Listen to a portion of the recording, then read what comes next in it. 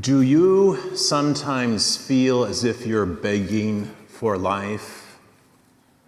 I'm talking about those times when you feel depleted, when the well has kind of run dry and you have no reserves.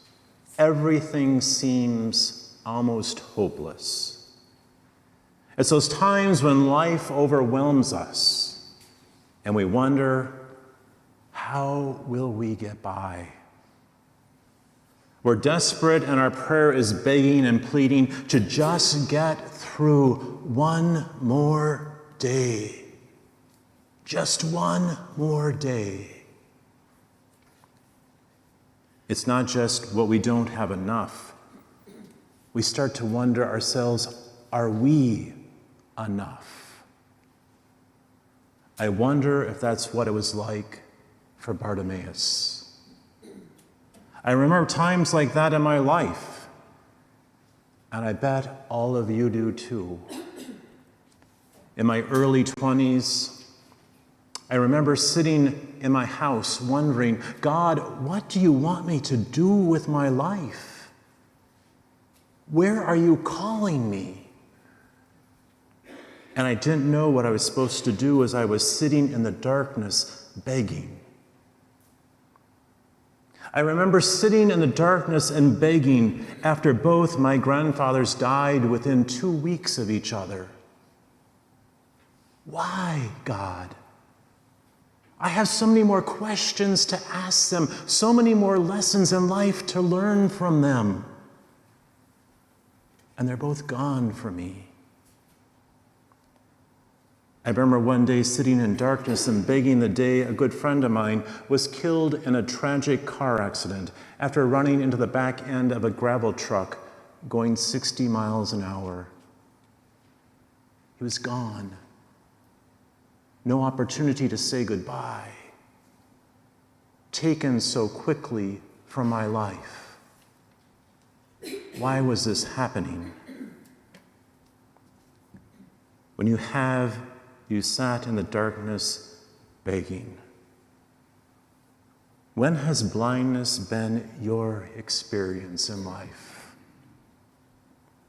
When have begging and pleading been the only prayer you had? When have you been Bartimaeus? What happened? What happened to you? And what have you done with that experience? Or better yet, what has that experience done to you?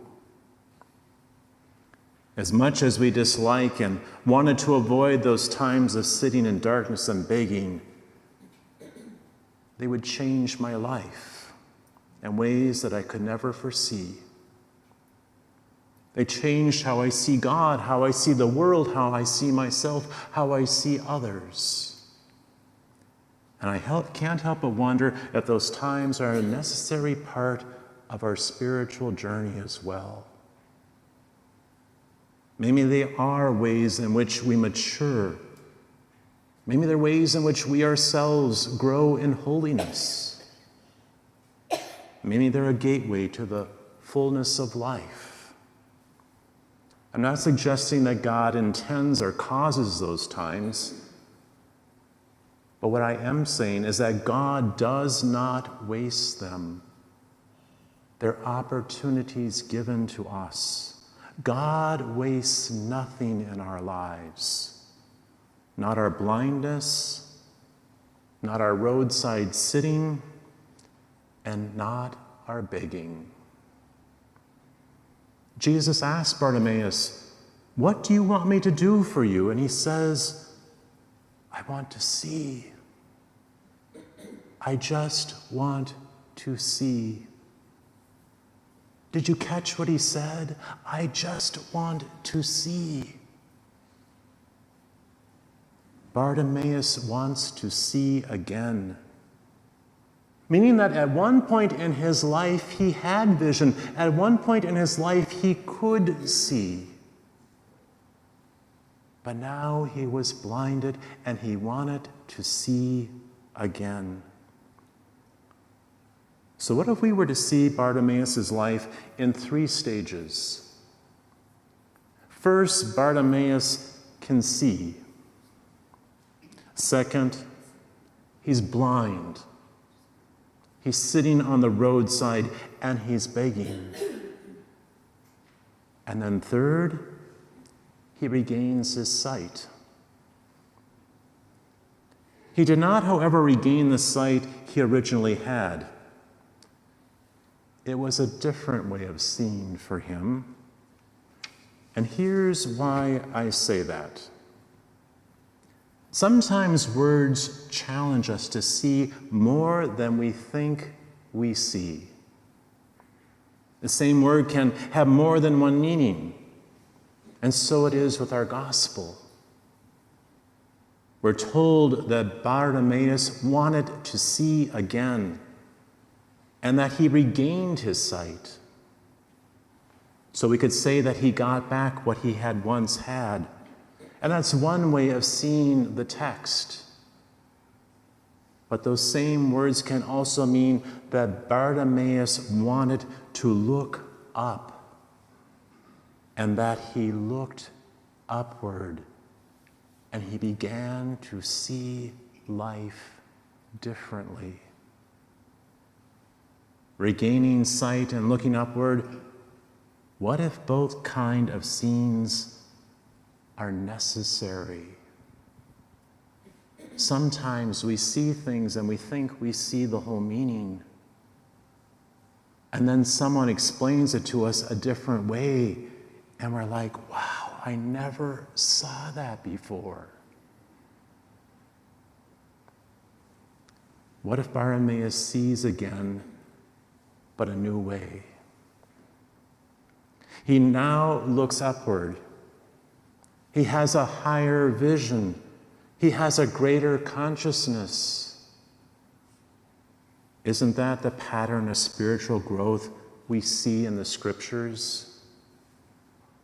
It's sometimes described as order, disorder, and reorder. My guess is that every one of us has lived that pattern in our own life. We've all had order, disorder, and reorder. Isn't that what happened to Bartimaeus? Isn't that what happened to the Israelites? They were in Egypt, and then disorder came along as they were traveling through that desert, wandering on that journey, and then they came to the promised land. Each of those stories is a story of life, it's a story of death, and it's a story of resurrection. Does it sound familiar? The thing about sitting in our darkness and begging is that at the time we can never see what's coming. We almost feel as if everything is lost. The most he could do was to be faithful to his darkness, to not run away, to cry out in hope. And maybe that's true for you and for me as well.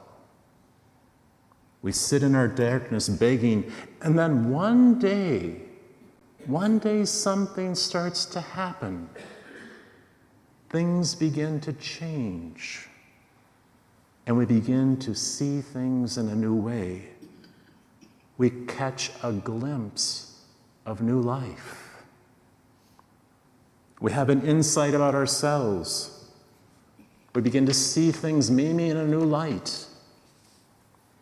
I don't know how that happens, but I do know that it does happen, even if it takes years.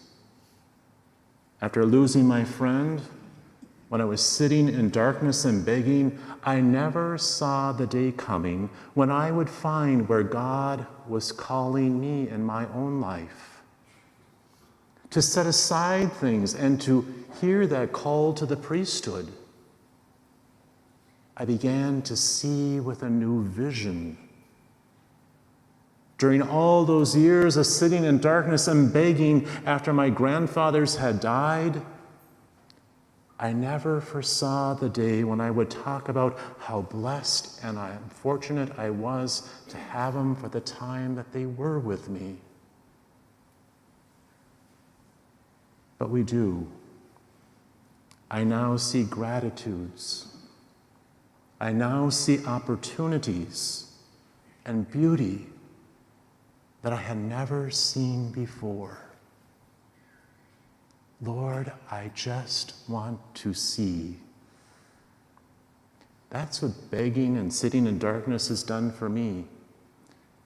It continues to open my eyes. I'm broken. I've been hurt. I've done things wrong. And what I thought I was seeing wasn't right. But God has given me new opportunities to once again see, to see with a new light. What about you? What have you learned about yourself from sitting in the darkness and begging? What are you seeing anew, or maybe for the first time? And what ways is your seeing changed?